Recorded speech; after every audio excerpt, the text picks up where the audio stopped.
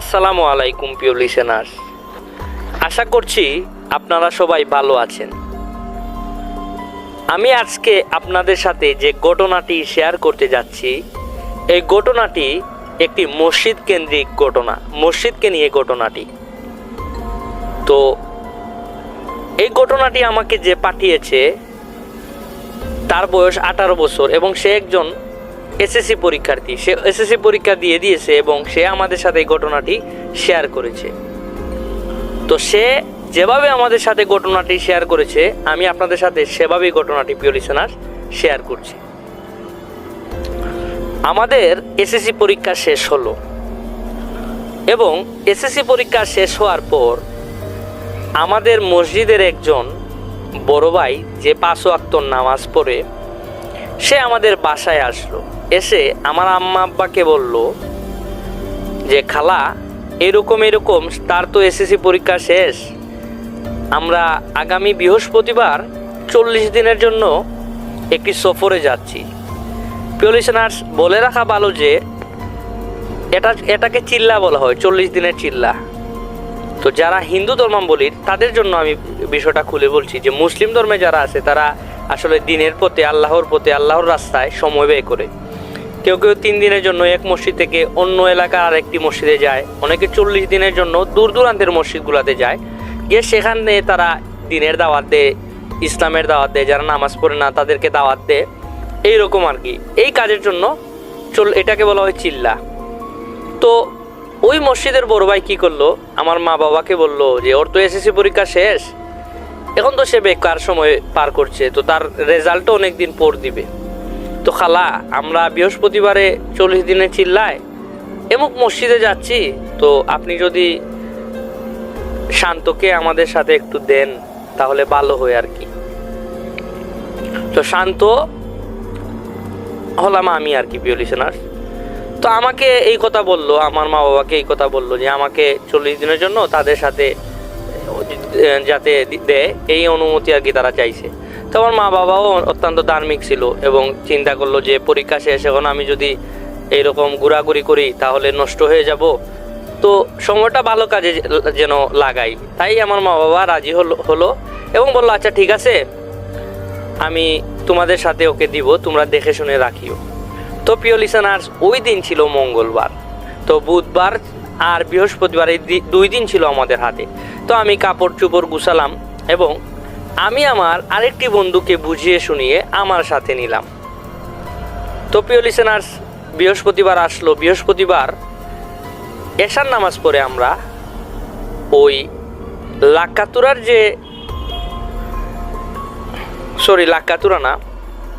ওই পাহাড়তলির যে মসজিদটি, ওই পাহাড়তলির মসজিদে আমরা যাই এবং ওইখানে গিয়ে প্রিয় লিসেনার্স আমরা দিনের দাওয়াত দেই মানুষকে এবং সেখানে আমরা মসজিদে সবাই মিলেমিশে থাকতে শুরু করি। তো প্রিয় লিসেনার্স, ঘটনাটি মূলত ওইখান থেকে শুরু হয়েছিল। যখন আমরা প্রথম দিন মসজিদে উঠলাম, ওই পাহাড়তলির মসজিদে উঠলাম, তখন আমরা মোট 17 জন মানুষ ছিলাম। আমাদের এলাকারই 17 জন ওই মসজিদে গেলাম। গিয়ে ওই মসজিদের ইমাম সাহেব, মুয়াজ্জিন সাহেব এবং ওই মসজিদের সভাপতি সাহেব সবাই আসলেন। এসে আমাদেরকে একে অন্যের সাথে পরিচয় করিয়ে দিলেন। এবং প্রিয় লিসেনার্স, শুধুমাত্র আমরাই যে ওই মসজিদে 40 দিনের জন্য চিল্লায় গেছিলাম তেমনটা কিন্তু না, অন্য আরেকটি এলাকা থেকে আরও 8-10 জন ওই মসজিদে এসেছিল ওই 40 দিন সময়ের জন্য মসজিদে আর কি। তো প্রিয় লিসেনার্স, তো আমরা 2টি পক্ষ হয়ে গেলাম, 2 পক্ষ। এখানে একটা আমাদের এলাকা থেকে একদল গেলাম ওই মসজিদে চিল্লার জন্য, আর ওই এলাকা থেকে আরও 10-12 জন আসলো। তো আমরা 2 পক্ষ, 2টা দল হয়ে গেলাম। তো আমরা নিজেদের মধ্যে পরিচিত হতে লাগলাম এবং 1 দিন 2 দিন করে আমরা সবাই সবার সাথে ভাইয়ের মতো আর কি চলতে লাগলাম। তো প্রিয় লিসেনার্স, ওই এলাকার একটি ছেলে, তার নাম ছিল আহাদ। আমরা প্রত্যেকেই অত্যন্ত চঞ্চল ছিলাম এবং কথাবার্তা বলতাম, একে অন্যের সাথে অনেক হাসি ঠাট্টা করতাম, মজা করতাম এবং ইসলামের যে বিষয়গুলো আছে সেগুলো নিয়ে আলোচনা করতাম, জিকির করতাম। তো একটা ছেলে আহাদ, সে কিন্তু প্রিয় লিসেনার্স এত বেশি কথা বলতো না। সে কিন্তু চুপচাপ নীরব হয়ে থাকতো। যদি কেউ তাকে কোনো কিছু জিজ্ঞেস করতো তখন সে উত্তর দিত, আর কোনো কিছু জিজ্ঞেস না করলে সে কোনো কথা বলতো না। তো এইরকম প্রকৃতি ছিল আর কি। তো প্রিয় লিসেনার্স, আমি কি করলাম, আমি একটু চঞ্চল প্রকৃতির, চঞ্চল টাইপের ছিলাম। আমি কি করলাম, আমি তাকে গিয়ে জিজ্ঞাসা করলাম, ভাই তোমার নাম কি? ওই দিন তো একসাথে অনেকের নামই পরিচিত হয়েছি, আমরা একে অন্যের সাথে পরিচয় হয়েছি। তোমার নামটা ভাই আমার মনে নাই, একটু যদি তোমার নামটা বলো। তখন সে বলল, আমার নাম আহার। প্রিয় লিসেনার, সে এতটাই চুপচাপ এবং নীরব ছিল, সে আমার নামটিও জিজ্ঞাসা করলো না যে আমার নাম কি, এটা সে জিজ্ঞাসা করলো না। তখন আমি তাকে বললাম, ভাই তুমি কি আমার নাম জানতে চাইবে না? তখন সে বলল, আপনার নাম কি? তখন আমি বললাম, আমার নাম শান্ত। প্রিয় লিসেনার্স, এতটুকুই, সে আর কোনো কথা বললো না। তো আমি মনে মনে ভাবলাম সে হয়তো বা আমার সাথে কথা বলতে বিরক্ত বোধ করছে। আমি তখন আর তার সাথে কোনো কথা না বলে তাকে সালাম দিয়ে আবার আমি আমার চলে আসি। এসে আমি অন্যদের সাথে কথা বলতে থাকি।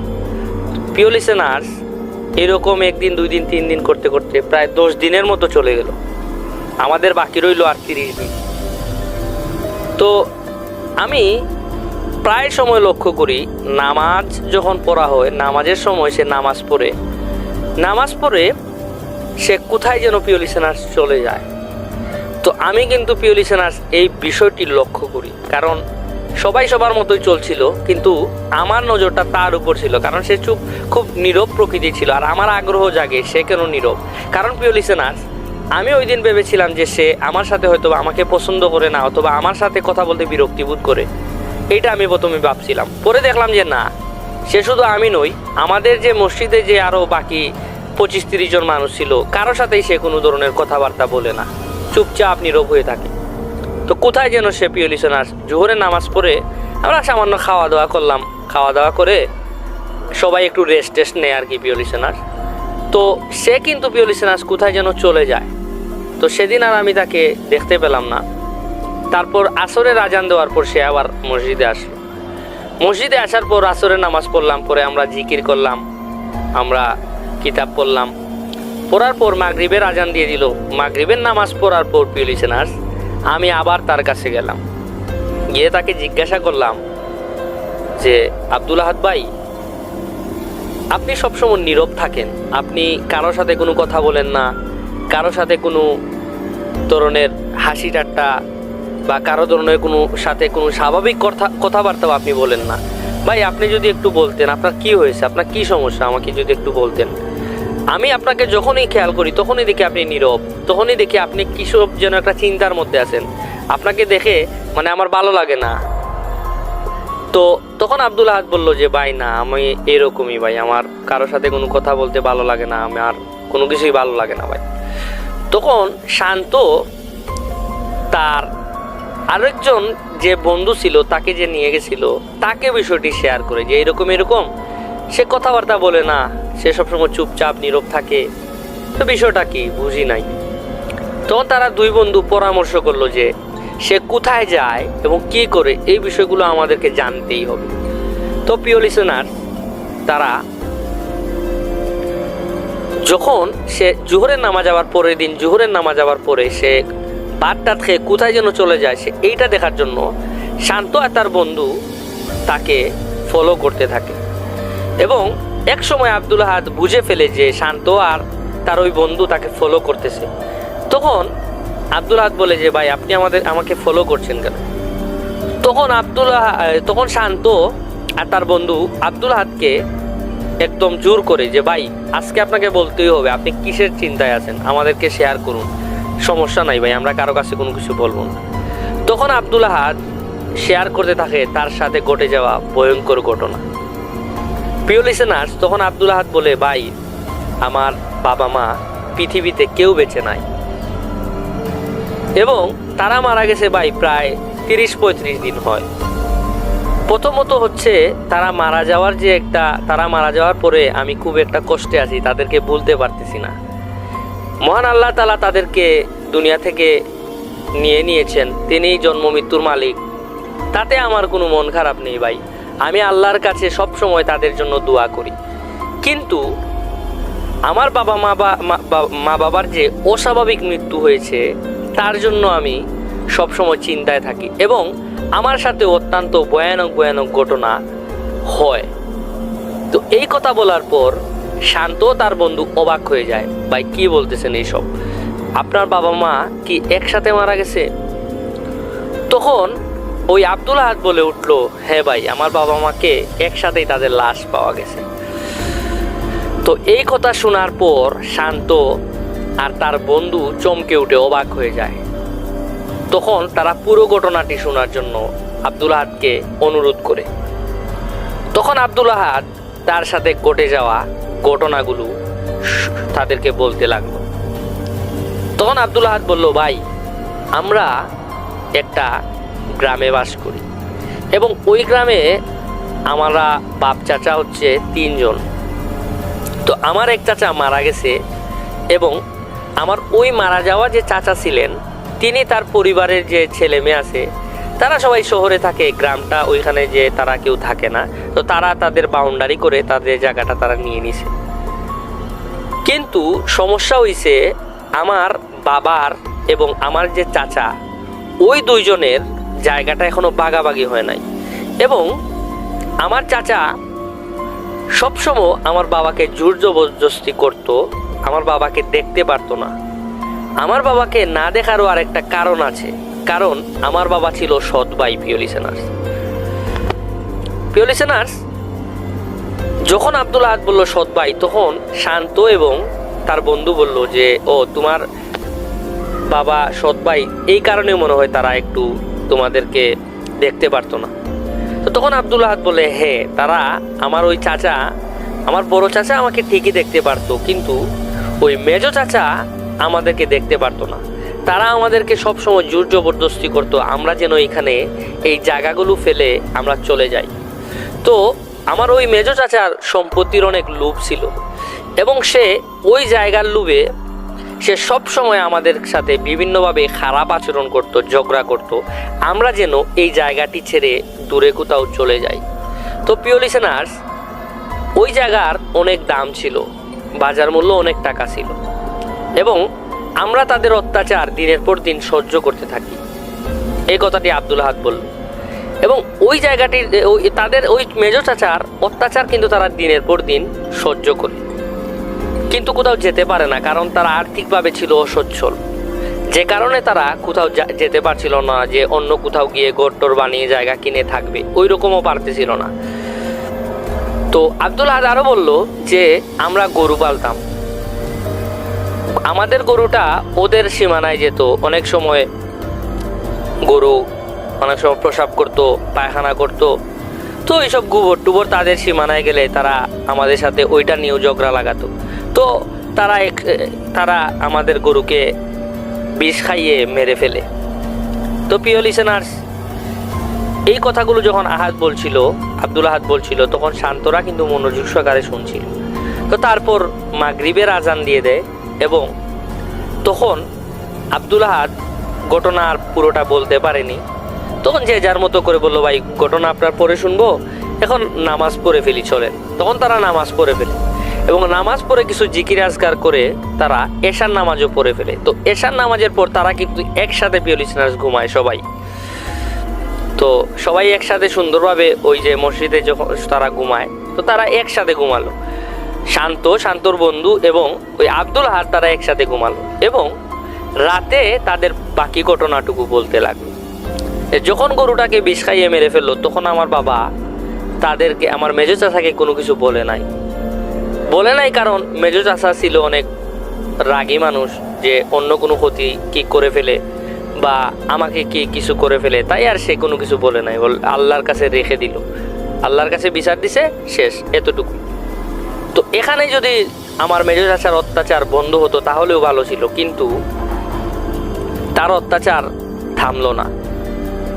এরপর আমাদের প্রায়ই তারা টাকার অফার করতো যে তোমাদের এত টাকা দিচ্ছি, তোমরা চলে যাও। আমার বাবা কিছুতেই রাজি হয় নাই অন্য জায়গায় যাওয়ার জন্য। আমার বাবা বলছেন, তা আমার বাবার সম্পত্তি, এখানে আমি যতদিন আছি আমি থাকবো, আমি কেন চলে যাব? আর আমার টাকা পয়সা তো আমি কখনো চাইনি, বা আমি কি তোমাকে বলছি যে আমার জায়গা বিক্রি করব? তো প্রিয় লিসেনার্স, এই কথা বলার পর তার চাচা আরও রাগান্বিত হয়ে যায়, বলছে তোদের আমি দেখে নিব। প্রিয় লিসেনার্স, এই কথা বলার পর প্রায় 1-2 মাস ভালোই চলছিল। আমার ওই চাচা কোনো ধরনের কথাবার্তা বলছিল না, কোনো ধরনের ঝগড়াঝাটিও করতেছিল না। কিন্তু হঠাৎ একটি দুর্ঘটনা ঘটে। ঘটনাটি এমন, আব্দুল আহাদ বলল আর কি, যে একদিন আমাদের টিনের চালে অনেক শব্দ হতে লাগলো, পাথরের শব্দ, এবং রাতে যেন কে এসে ডাকে আমার বাবা মাকে। তখন আমি অনেক ভয় পাই, তখন আমি ছোট ছিলাম, আমি অনেক ভয় পাই। তো প্রিয় লিসেনার্স, এই কথা যখন আব্দুল আহাদ বলল, শান্ত কিন্তু মনোযোগ দিয়ে শুনতেছিল সব ঘটনাগুলো। তখন আব্দুল আহাদ আরও বললো যে আমার বাবা মাকে ডাকতো এবং আমার বাবা মা আমাকে নিয়ে ভয় পেত। তখন আমার বাবা মা সিদ্ধান্ত নেয় যে এইভাবে তো এই বাসা থাকা যায় না।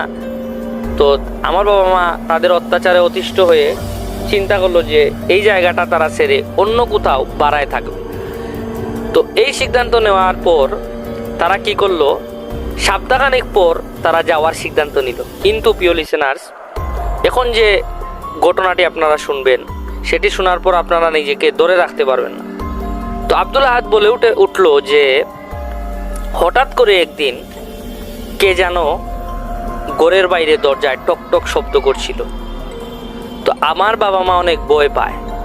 ভয় পাওয়ার পর তারা আমাকে বলে চুপ করো, কোনো কথা বলিও না। তখন অনেক আশেপাশে অনেক জ্বর বইতে লাগলো। মনে হচ্ছিল যে আমাদের ঘরটা এই জোরে এই ঘরটা এখনই উপড়ে ফেলবে। এই কথা বলার পর আব্দুল আহাদ আরও বলল যে সেদিন আমার বাবা মা আমাকে নিয়ে ঘুমিয়েছিল। তো আমার যখন প্রিয় লিসেনার্স ঘুম ভাঙলো, তখন আমি আমার বাবা মাকে কাউকেই বিছানায় দেখতে পেলাম না। তো এই কথা বলার পর আব্দুল আহাদ যখন এই কথা বলল, তখন শান্তর বন্ধু বলল তোমার বাবা মা কোথায় গেছিল ওই দিন তাহলে? তখন আব্দুল আহাদ বলল যে আমি আমার বাবা মাকে বিছানায় যখন না পাই, তখন আমি বেরিয়ে পড়ি, বাইরে বের হয়ে আমি দেখি চিৎকার চেঁচামেচির শব্দ, চারদিকে মানুষ জড়ো হয়েছে। তখন আমি গিয়ে দেখি যে আমার বাবা মার লাশ পুকুরের সামনে রাখা। তখন সেটা দেখে প্রিয় লিসেনার্স আমি কান্নায় ভেঙে পড়ি, এবং চারপাশের লোকজন বলা বলি করছিল যে আমার বাবা মার লাশ ওই পুকুরে নাকি ভাসছিল। তো এটা দেখার পর প্রিয় লিসেনার্স আমি কান্নায় ভেঙে পড়ি। তখন কিন্তু আমি খুব একটা বয়সও ছিল না, 3 মাস আগের ঘটনা, আর আমি তো এখনো ছোট, আমি কি করব তখন কোনো কিছু বুঝতে পারতেছিলাম না। শান্তকে যখন এই কথাটা বললো, তখন শান্ত লক্ষ্য করলো যে আব্দুল আহাদের চোখ দিয়ে ডল ডল করে পানি পড়ছে। তখন আব্দুল আহাদ আরও বলল যে আমি আমার বাবা মাকে শেষবারের মতো দেখি এবং তাদের দাফন কাফনের ব্যবস্থা করি গ্রামের কয়েকজন লোক নিয়ে, এবং তাদেরকে কবর দিই। তো আর কোনো সমস্যা হচ্ছিল না। যখন কোনো সমস্যা না হয়, তখন আমি চিন্তা করতে লাগলাম যে আমার বাবা মা কিভাবে মারা গেল। তখন আমার সন্দেহ হয় যে আমার ওই চাচা আমার বাবা মাকে কোনো না কোনোভাবে হত্যা করছে। তো এইরকম কোনো প্রমাণও আমি পাইনি, যার ফলে আমি আমার চাচাকে পুলিশ দিয়ে ধরিয়ে দিব বা কোনো একটা ব্যবস্থা নিব। আর আমার চাচাও ছিলেন অনেক টাকাওয়ালা। তো টাকাওয়ালা থাকার ফলে তার কিন্তু অনেক পাওয়ার ছিল, ক্ষমতা ছিল। আমি একা কিছু করতে পারবো না, আমি তাই থেমে যাই, চুপ হয়ে থাকি। এই কথা বলার পর শান্ত বলল এই ঘটনায় তুমি, তাই তো বলি তুমি এত চুপ হয়ে কেন থাকো। তখন আব্দুল আহাদ আরও বলল যে এরপর যা ঘটনাটা শুনবে এটা শুনে আরও অবাক হবে। তখন শান্ত বলল আচ্ছা ঠিক আছে, কি ঘটনা আমাকে বলো। তখন আব্দুল আহাদ বলল যে আমার বাবা মা মারা যাওয়ার প্রায় 1 মাস পর আমার সাথেও সেই একই ঘটনা ঘটতে লাগলো। রাতে কারা যেন আমার টিনের চালে পাথরের শব্দ পেতাম এবং ভয়ঙ্কর আওয়াজ পেতাম যে কেউ আমাকে ডাকছে, আহাদ আহাদ বাইরে আসো। তখন আমি অনেক ভয় পেতাম এই ভেবে যে যদি দরজা খুলি তাহলে তো ওরা আমাকে মেরে ফেলবে। আমি ভয়ে আল্লাহ আল্লাহ করতাম, কুরআন শরীফ বুকে জড়িয়ে আমি ঘুমিয়ে পড়তাম। তো অনেক সময় কোরআন শরীফ বুকে নেওয়ার সাথে সাথে অনেক সময় ওই চিৎকারগুলো বা আওয়াজগুলো বন্ধ হয়ে যেত, কিন্তু আবার পরের দিন আবার শুরু হয়ে যেত। আবার আমি যখন দোয়া দুরুদ পড়তাম তখন আবার কিছুটা শান্ত হতো। তো আমি আরেকদিন লক্ষ্য করলাম যে আমার বাবা মা আমাকে ডাকছে যে আহা দরজা খুলো, আমরা আসছি। তো এই কথা শুনে আমি দরজা খুলে যাচ্ছিলাম, কিন্তু আবার আমার মনে হলো যে আমার বাবা মা তো পৃথিবীতে বেঁচে নেই, তাহলে আমাকে কারা ডাকছে। তো এই কথা ভেবে আবার আমি থমকে যাই। থমকে গিয়ে আমি চিৎকার করে কাঁদতে থাকি, একা একটি করে আমি কাঁদতে থাকি আর দোয়া দুরুদ পড়তে থাকি। ওই দিনটা আমার অনেক কষ্টে যায়। তারপর সকালবেলা উঠে আমি মসজিদের ইমাম সাহেবের সাথে কথা বলি। মসজিদের ইমাম সাহেবের সাথে আমি আমার সাথে ঘটে যাওয়া প্রত্যেকটা ঘটনা যখন শেয়ার করি, তখন মসজিদের ইমাম সাহেব আমার সাথে আসেন আমাদের বাসায়। এসে তিনি গোটটি চারিদিকে দেখেন এবং বাড়ির আশপাশটা একটু লক্ষ্য করার পর তিনি দোয়া দুরুদ পড়তে থাকেন এবং আমাকে বলেন, তুমি আজকে রাত্রে এখানে থেকো না। আমি এই জিনিসটা খবর নিচ্ছি যে কিসের জন্য তোমার সাথে এই ঘটনাটি ঘটতেছে। তো ওই রাতে আমি ইমাম সাহেবের সাথে মসজিদের কোয়ার্টারে থাকি। যখন মসজিদের কোয়ার্টারে থাকি তখন দেখলাম ইমাম সাহেব ওনার কোয়ার্টার থেকে বের হয়ে যাচ্ছেন এবং আমাকে বলছেন, তুমি এই রুম থেকে বের হয়েও না, এটা সুরক্ষিত, এখানে তোমার কোনো সমস্যা হবে না। তখন আমি ইমাম সাহেবকে জিজ্ঞাসা করলাম যে আপনি কোথায় যাচ্ছেন? তখন বলল, আমি একটি জিনের কাছে যাচ্ছি এবং এই জিনের কাছ থেকে আমি তোমার বাসায় কি হচ্ছে সেই বিষয়গুলো জানবো। তখন ইমাম সাহেব এই কথা বলে বের হয়ে গেলেন। বের হয়ে তিনি তার অধীনস্থ জিনের সাথে কথা বলতে লাগলেন এবং উনি জানতে পারলেন যে আমাদেরকে নাকি কালো জাদু করা হয়েছে। আমরা যাতে প্রত্যেকেই কঠিনভাবে মারা যাই সেজন্য আমাদের ভয়ঙ্কর কালো জাদু করা হয়েছে। একটা জিন, খারাপ বদ জিন, ওই জিন আমার বাবা মাকে বিভিন্ন ছলনায় ফেলে পুকুরে ডেকে নিয়ে ওইখানে তাদেরকে ডুবিয়ে হত্যা করে এবং ওই জিনটাই নাকি আমার সাথে লাগিয়ে দিয়েছে কালো জাদুর মাধ্যমে, যাতে আমাকেও তারা শেষ করে ফেলে। এবং ওই জিনে এইটাও খবর দেয় ইমাম সাহেবকে যে ওই জিনটা এখনো তার সাথে আছে এবং সুযোগ পেলেই তাকে ক্ষতি করবে। তো প্রিয় লিসেনার্স, এটা যখন ইমাম সাহেব জানতে পারেন, জানার পর আব্দুল আহাদকে সব কিছু খুলে বলেন যে এরকম তোমার সাথে বদ জিন আছে এবং ওই জিনটা তোমার বাবা মাকেও হত্যা করছে এবং তোমাদেরকে কালো জাদু করে পৃথিবী থেকে চিরতরে বিদায় দেওয়ার জন্যই এটা কালো জাদু করছে। তখন আব্দুল আহাদ জিজ্ঞাসা করলো যে আমাদের এই কালো জাদুটা কে করছে? তখন ইমাম সাহেব বলল, কে করছে সেটা হচ্ছে তোমার চাচা, তোমার মেজো চাচাই তোমাদেরকে হত্যা করার জন্য এই কালো জাদুটি করেছে।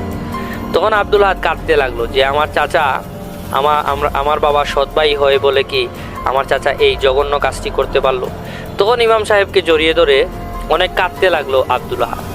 তখন ইমাম সাহেব বললেন, সমস্যা নাই, আমি তোমার গোটটা বন্ধ করে দিচ্ছি এবং তোমাকে কিছু পানি পড়া এবং তেল পড়া দিচ্ছি এবং একটি তাবিজ দিচ্ছি, সেটি তুমি সবসময় তোমার পকেটে রাখবে, তোমার কোনো সমস্যা হবে না এবং ওই জিনটি তোমার ক্ষতি করার চেষ্টা করবে, তুমি সাবধানে থেকো।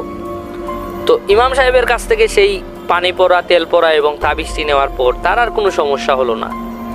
তারপর সে যখন বাহিরে একদিন ওই তাবিজটি দেখে বাথরুম করার জন্য বাথরুমে গেল। তো ওই বাথরুমে যাওয়ার পর প্রিয় লিসেনার্স, সে লক্ষ্য করলো বাহিরে বিভৎস চেহারার একজন তাকে ডাকছে এবং তার বাবা মার কণ্ঠের মতো করে তাকে ডাকছে, আব্দুল আহাদ, আমি তোর বাবা, চল আমার সাথে ওই পুকুর থেকে ঘুরে আসি। এই কথাটি যখন আব্দুল আহাদকে বলল, তখন প্রিয় লিসেনার্স, সে ভয়ে চিৎকার করতে লাগলো এবং সে অনুভব করলো যেন তার শরীরের রক্তগুলো শেষ হয়ে যাচ্ছে। তো সে এক দৌড়ে প্রিয় লিসেনার্স সে চলে গেল তার ঘরে এবং সাথে সাথে গিয়ে প্রিয় লিসেনার্স সেই তাবিজটি তার পকেটে নিল এবং এই ধরনের সব এই ডাকাডাকিও বন্ধ হয়ে গেল। তো প্রিয় লিসেনার্স, প্রায়ই নাকি আব্দুল আহাদ বলল, প্রায়ই নাকি তার সাথে এই ধরনের ঘটনা ঘটতে থাকে এবং ওই জিনটা তাকে প্রত্যেক দিন ডাকে। তো সে ছলনায় পরে অনেক দিন চলেও গেছিল ওই জিনের সাথে, কিন্তু তার ভাগ্য ভালো ছিল, আজান হওয়ায় ওই জিনটি কোনো ক্ষতি করতে পারছিল না এবং সে তাড়াতাড়ি দৌড়ে বাসায় চলে আসছিল। এখনও নাকি জিনটি তাকে ডাকে। তো প্রিয় লিসেনার্স, একটু আগে যে বলছিলাম এই কথাগুলো কিন্তু আব্দুল আহাদ এই শান্ত আর শান্তর বন্ধুর সাথে বর্ণনা করতে থাকে, এবং শান্ত ও শান্তর বন্ধু যখন এগুলো শুনে তখন তারা তাকে প্রশ্ন করে, আব্দুল আহাদ, আমরা তো এটাও লক্ষ্য করেছি যে তুমি তো এই যে জোহরের নামাজের পর খাওয়া দাওয়া করার পর দেখি তুমি কোথায় যেন চলে যাও, তাহলে তুমি কোথায় যাও? সেটা শান্ত এবং শান্তর বন্ধু জানতে চাইল। কিন্তু প্রিয় লিসেনার্স, তুমি যে ওই জোহরের নামাজের পর খাবার দাবার করে কোথায় যেন চলে যাও, তুমি কোথায় যাও? তখন শান্ত এটা আব্দুল আহাদকে জিজ্ঞাসা করলো, এবং আব্দুল আহাদ বলল, আমি নিজেও জানি না আমি কোথায় যাই। আমাকে কোন যেন ছলনায় আমার মা বাবা এসে আমাকে ডাকে, আমার মা বাবার রূপ ধরে এসে কারা যেন আমাকে ডাকে, এবং আমি আমার মা বাবার কষ্ট ভুলতে পারি না, বিদায় আমি চলে যাই। তো এই কথা বলার পর শান্ত আর শান্তর বন্ধু বলল, না, তুমি এভাবে যেও না, ওরা তোমার ক্ষতি করতে পারে। এবং শান্ত বলল যে তুমি এই যে মসজিদে আসছো, মসজিদে কেন তুমি এই চিল্লায় আসছো? তখন আব্দুল আহাদ বলে, আমার সাথে যখন এই ধরনের ঘটনাগুলো ঘটছিল তখন আমাদের ইমাম সাহেব আমাকে বলছিল যে আমি যেন বাড়িতে খুব বেশি না থাকি, এরকম আল্লাহর রাস্তায় যেন আমি সময় কাটাই, যাতে করে আমার কাছে আমার সাথে থাকা খারাপ বজ্জিনা আসরগুলো আস্তে আস্তে কমে যায়। তো প্রিয় লিসেনার্স, এই কথা বলে আব্দুল আহাদ আরও বলল যে ওরা এখনও আমাকে ডাকে, ওই জিনটা এখনও আমাকে ডাকে, এবং আমি কোথায় যেন চলে যাই আমি নিজেও বুঝি না।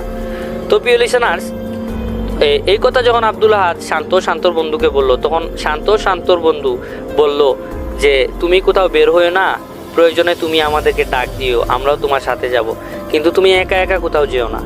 তো প্রিয় লিসেনার্স, আব্দুল আহাদ এই সম্পূর্ণ ঘটনা বলার পর রাত প্রায় 1টা-2টার মতো বেজে গেল। তখন তারা ওই যে মসজিদের যে খাদেম ছিলেন, তখন তারা বললো, এত গল্প কিসের, তোমরা ঘুমাও। তখন এই কথা বলার পর তারা 2-3জনই ঘুমিয়ে পড়ল। তো পরদিন প্রিয় লিসেনার্স আবারও জোহরের নামাজ পড়ার পর তারা ভাত খেলো। খাওয়ার পর শান্তর বন্ধু একটু রেস্ট নিচ্ছিল এবং ঘুমিয়ে পড়ছিল। তো ঘুমিয়ে পড়ার পর প্রিয় লিসেনার্স, তারা যখন ঘুম থেকে উঠলো তখন তারা লক্ষ্য করলো মসজিদের সবাই যেন একটু চিল্লাচিল্লি করছে, চিৎকার শোনা যাচ্ছে। তো এই চিৎকার শোনার পর প্রিয় লিসেনার্স, তারাও শান্তর বন্ধু ওই মসজিদের পিছনে যে জঙ্গল ছিল ওই জঙ্গলে চলে যায়। জঙ্গলে চলে যাওয়ার পর তারা দেখে সেইখানে আব্দুল আহাদের লাশ, এবং ওই তাকে চারদিকে ঘিরে রয়েছে প্রায় 30 জন মানুষ।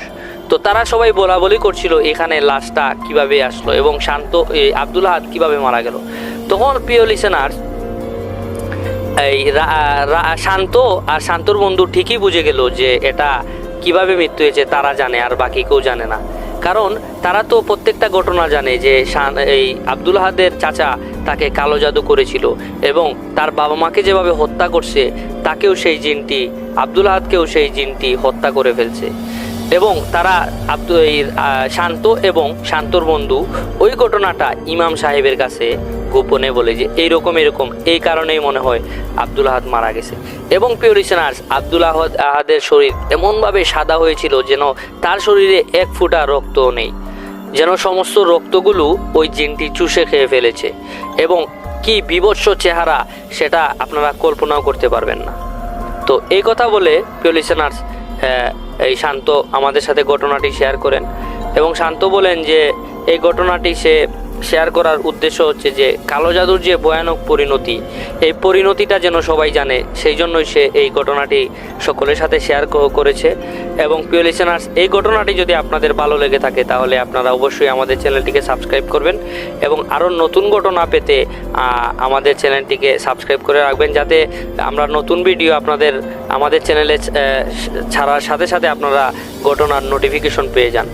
তো আজকের মতো প্রিয় লিসেনার্স এখানেই বিদায় নিচ্ছি। ভালো থাকবেন, সুস্থ থাকবেন।